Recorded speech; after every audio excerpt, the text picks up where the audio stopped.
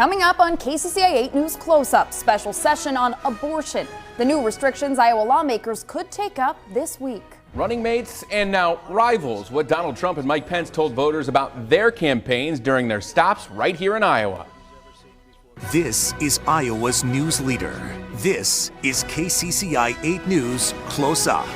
Good morning and welcome to Close Up. I'm KCCI Chief Political Reporter Amanda Rooker. And I'm Chief Investigative Reporter James Stratton. Thanks for joining us this morning. Last Wednesday, Governor Kim Reynolds announced that she will convene a special session to address abortion in our state. And Governor Reynolds released this statement saying a split Iowa Supreme Court opinion last month on the 2018 fetal heartbeat law left a lower court's injunction in place. She says that disregarded the will of Iowa voters. And we still don't know what new abortion restrictions she plans to propose, whether it will be the same fetal heartbeat bill or a different proposal. KCCI contacted the governor's office and the Republican Party of Iowa for further clarification, but both said they were unavailable for an on-camera interview. We also tried contacting the Republican leadership in the Iowa House and Senate. They did not respond to our requests. We did, however, receive a statement from Republican Party of Iowa co-chair Linda Upmeyer. She says she commends the governor's decision to call a special session to settle what she calls a matter of utmost importance to Iowans. And I spoke to Iowa Democratic Party Chair Rita Hart about all of this. Iowa Democrats do not have enough votes in the House or Senate to block a new abortion ban, but Chair Hart says her party is fighting back by speaking out against next week's session. So the governor has called a special session specifically to address abortion. What's your expectation as lawmakers head back for that special session? Well, I think it's pretty apparent that the governor is expecting to pass something a bit more restrictive than what is presently on the books. And I think it's clear the fact that they're calling a special session when people are on vacation, not paying much attention, that this is an opportunity for them to pass something that is more restrictive than what we have right now while people are not paying that much attention. As chair of Iowa's Democratic Party, have you been talking to some of Iowa's Democratic lawmakers? What's the feeling and the expectation from Democrats in the party heading into this? I don't think there's anything that's not expected here. I mean, this has been an issue that they've been talking about a long time. We know that the intent of the Republican legislature is to pass a more restrictive abortion ban, and so they'll go into session. They'll have this conversation, and we know that that's what will be the result coming out of that session. I know we don't know yet the exact legislation, but are you thinking about potential outcomes, or would Iowa Democrats have differing reactions depending on what different types of restrictions lawmakers could end up passing? Again, I think that the Republicans have made themselves clear that they are looking for something that is more restrictive than the Iowa voters believe is a good policy. I think the Iowa voters have made it clear, that these extreme positions on abortion are not good for their families, not good for personal health care decisions.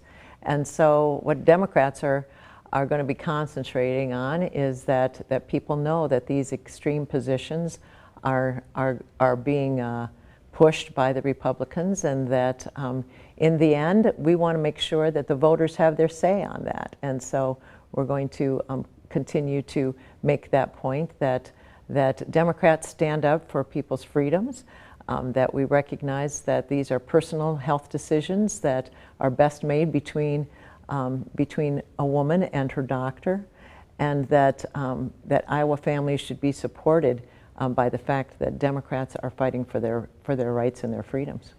One point that Republican lawmakers and leadership made several times last session was that Governor Kim Reynolds won by a large margin, and that Iowans knew that she had plans for education savings accounts, and that she has made clear her position on abortion.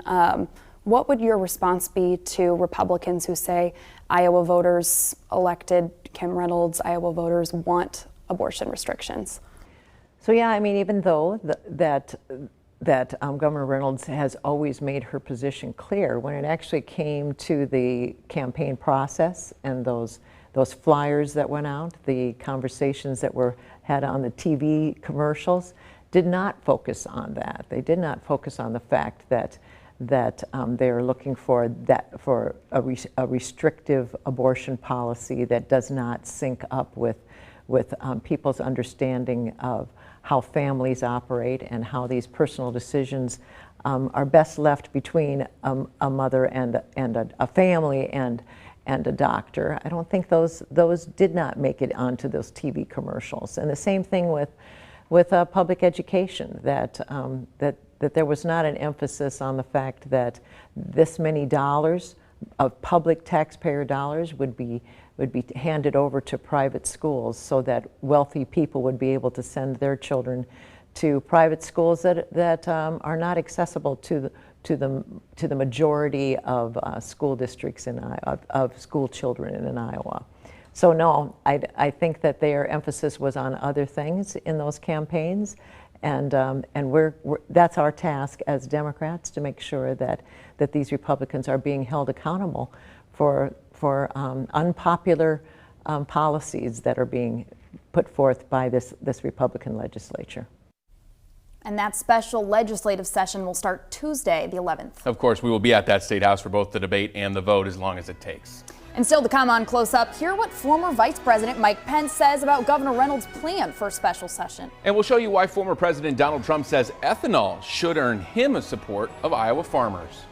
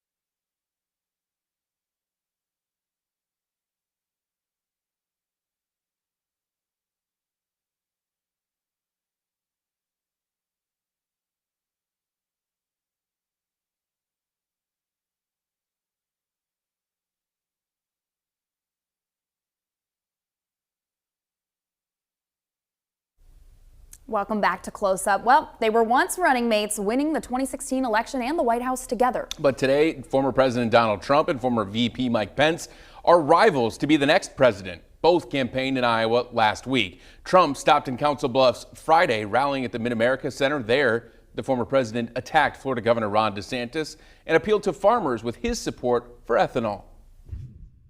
And I like to say, and very strongly and proudly, that I fought for Iowa ethanol like no president in history, and ethanol, period, like no president. I issued a rule declaring that E15 would be made available all year round. Remember, it was 8 months. Remember that? And then they came to me and they said, "I don't think you'll be able to do this, sir." I said, "Why not?" It didn't make sense. 8 months.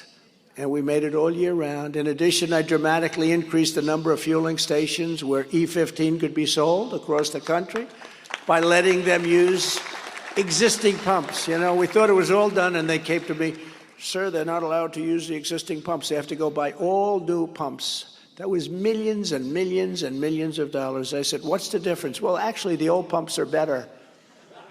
Okay? I said, "Do you mean you have to replace them with new pumps?" And I said, "You don't have to replace them with new pumps any longer." It was a big thing. As a candidate, I made big promises to Iowa, to Nebraska, and as your president, I kept every single one of those promises and actually did much more than I said we were going to do. Much more.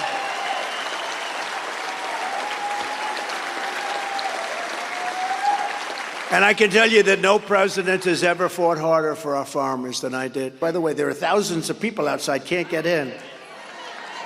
Great job. But this was really a gathering of farmers, largely farmers. So we wanted to do this a little bit differently. But we have thousands of people, and we're going to come back. We're going to do some really big rallies over the next month and a half. So here and in Nebraska. And former Vice President Mike Pence spent last week making several campaign stops across the Hawkeye State. His KCCI caught up with him in Urbandale during the city's 4th of July parade. In a one-on-one interview, Pence told us about his recent trip to Ukraine and his advice to Iowa lawmakers as they weigh new abortion policy ahead of special session this week. Well, you know, I came to a conclusion over the last few years that I'm well known, but we're not known well. I mean, most people know me as a loyal vice president, and I'll always be proud of the record of the Trump-Pence administration. I stood side by side with President Trump for those 4 years until my oath to the Constitution required me to stand apart. But what we're anxious to do is have people get to know us as a family. You know, we're parents, we're grandparents, we're the proud parents of a United States Marine.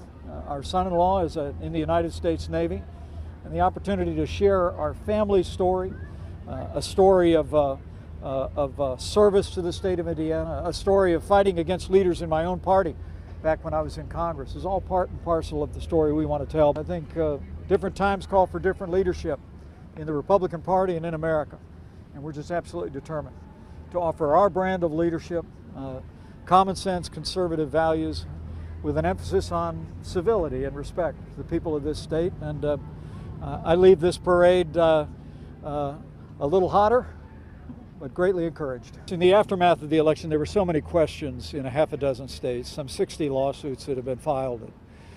Many states were going through a very orderly process of reviewing their election results, and I was asked to check in with a few governors, but there was no pressure. I was simply gathering information, passing that along, and you know, frankly, it was a very routine time. We were just trying to determine where the process was in places like Georgia and places like Arizona that were going through a review of their election results. And I didn't receive any pressure from President Trump other than to gather an update on what was happening in those states. Well, I think there were many voting irregularities that took place in the election. Ultimately, they were upheld by the courts. But some half a dozen states changed their election rules in the name of COVID. They were ultimately sustained under the law. Those states certified their elections, and I'll always believe, by God's grace, that we did our duty on January 6th to certify that election. But in the immediate aftermath of the election, we have legal processes where you can go to the courts and you can go through a process of reviewing election results. That was underway, and I was more than happy to contact governors that I'd come to know very well, find out what the status was of those legal reviews. Well, the Russian invasion of Ukraine was an act of naked aggression, and what I saw in my time there was that thanks to the support of the American people and the support that we've marshaled among other nations in the free world, that Ukraine is making progress to fight back and to repel that Russian invasion. Look, the war in Ukraine is not our war, but freedom is our fight. And today on Independence Day, we're remembering that day when we won our freedom. And we had a little bit of help from overseas, if you remember, from the French, when we won that battle. And I do believe that giving the Ukrainian military what they need to repel that Russian invasion is in our interest, because we stand for freedom, but also I'm more convinced than ever, based upon what I saw of Vladimir Putin's barbarous aggression and atrocities that have taken place on the streets of Ukraine, that it's absolutely essential that we give them what they need to drive the Russian military out of Ukraine so that we won't have to face that Russian military if they cross another border someday. Iowa lawmakers are likely to call a special session to take up the issue of abortion. What kind of restrictions do you hope they pass? Well, I'm pro-life. I don't apologize for it. I couldn't be more proud to be part of the administration that appointed 3 of the justices, that sent Roe versus Wade to the ash heap of history where it belongs and returned the question of abortion to the states and to the American people. My own state of Indiana, among some 20 other states, have passed strong protections for unborn children. And I'm grateful to see Iowa stepping forward. I know the recent Supreme Court decision on procedural grounds was a temporary pause, but I'm absolutely convinced that Governor Kim Reynolds and Republicans in your legislature are going to advance strong protections of the right to life. And I'll be supporting that cause as we travel across Iowa this week and in the weeks ahead. Still to come on Close Up, more Republican candidates in Iowa hitting the campaign trail for the 4th of July, what Asa Hutchinson and Doug Burgum told Iowans through a parade in West Des Moines. And Francis Suarez is the only mayor running for the Republican nomination, why he says that gives him an advantage that no other candidate has.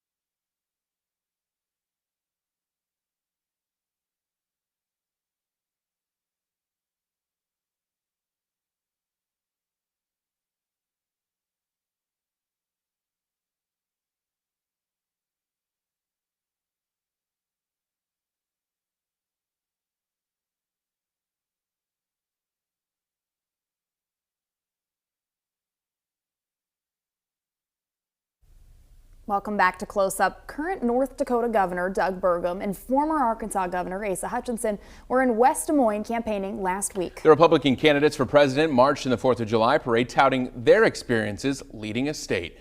But Hutchinson says he has more to offer Iowa voters than just state government experience. We need to balance the budget. I've done that 8 years as governor. When you look at the fentanyl crisis, I headed up the DEA. When you look at our border security challenges, I was responsible for that during the Bush administration. And so you look at the breadth of experience that I bring to it. And then also, I think it's important that we have somebody that's a blue-collar candidate, not a blue blood. And that's what I bring, a commonality to the race. Excited to be in Iowa today in this incredible Independence Day celebration. Iowa's important because whenever you look at Arkansas's agricultural community, it's very similar to Iowa's. So I relate to the challenge in making sure we have the right farm bill for our farmers to make sure that we can produce our biodiesel. And so I relate to the issues here. And then secondly, it's people that believe in our community, and it's illustrated today. And if we're going to solve the problems of America, it's going to be through the strength of our community, our local schools, parents getting involved. And that's what Iowa represents to me. How are you going to separate yourself from this tight pack of Republican candidates? Well, it's going to be a lot of handshaking here in Iowa. It's going to be raising my name identification so people know my history, what I've done as a consistent conservative. And then it's about the vision for America. It's not about fighting over the past, it's about the future. And so I understand we need a pro-growth energy policy. We need to secure our border. We need to make sure that America is strong and leads. We rebuild our military, and that we show support for our veterans every day. And so these are fundamental values that I have and that I want to bring and showcase for the future of our country. Former Governor Asa Hutchinson, how about a current governor now? Doug Burgum not only focused on his experience in state government. Right. He also talked about his personal life, sharing how his family made ends meet when his father passed away and the appreciation he says he now has for struggling families across the country. We know that when you do executive roles right, that you can improve the life of every American. And I've spent most of my career in the private sector, but I've been governor the last 6 years. And when you're a governor, you have an opportunity to work for everybody and make a difference for everybody. And we're running because we know we can improve the economy, we can improve our true energy independence, and we can get a handle on national security. That's going to improve lives for everybody. And of course, every job I had up through my mid-20s was a job working on the farm, working on the ranch, working at the grain elevator, and working as a chimney sweep to pay my way through college. These are all jobs where you took a shower at the end of the day, not at the beginning of the day, and I know what hardworking Americans have to do. When my dad passed away, my mom had to go back to work, widow with 3 kids going back to work. So we understand inflation is hitting everybody's family, the price of gas at the pump, and we're going to make a difference for everybody in this country. Iowa is the best of America. Iowa, like North Dakota, is feeding the world, fueling the world. Innovation is happening, and the path forward for our country to maintain its position as the best in the world is innovation, not regulation. And I'd also say too, when everything that's going on here with biofuels, biodiesel, ethanol, liquid fuels, this is the path towards sustainable fuels for the world is right here. This is going to be the centerpiece of it, and we're excited to be all over this. We're going to make it to all 99 counties, and it's great to be here in this beautiful state. Next on Close Up, Miami Mayor Francis Suarez was also in Iowa last week. What he says he's done in the city government that will tame spending in Washington.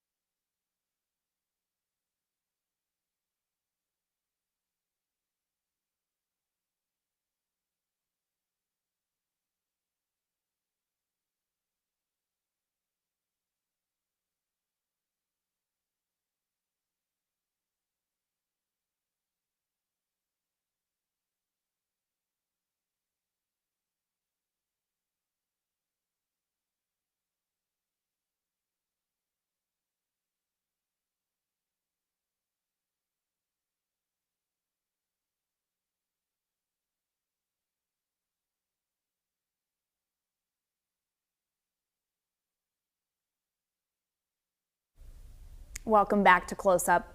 Miami Mayor Francis Suarez announced his run for the GOP presidential nomination last month. And that announcement came just days after Donald Trump appeared in his city in the Miami federal courthouse on charges related to the mishandling of classified documents. During a campaign stop in Cedar Rapids, Suarez says he's not running against Trump, but rather running to be America's next president. My vision for America is that I'm the most qualified candidate to tackle the big issues of this country. The first is inflation. I'm the only candidate that's actually cut a government budget by 20%, which is exactly what we have to cut our federal budget to stop the flow of inflation and rising interest rates. I'm also a Hispanic Republican president. I'm the only Hispanic candidate in either party. And I think that will uniquely position me to deal with the immigration problem, which has plagued multiple decades and multiple administrations. And then the rise of China is not just a national security threat, but it's really an economic threat. How do we position our country to take advantage of the tsunami of opportunity that's before us? I'm the only candidate that's actually done it at any level. So I think I'm uniquely positioned to do it at the national level. Speaking of immigration, there's been some calls within the GOP to end birthright citizenship. What's your reaction to that? I said it was idiotic. First of all, Constitution, it's a constitutional mandate, which has been supported by Supreme Court legislation. It would be very difficult to do. I think a lot of these things are stunts that are not really meant to solve the problem. I think we have to right-size legal immigration. We have to do something with the undocumented that are here in our country.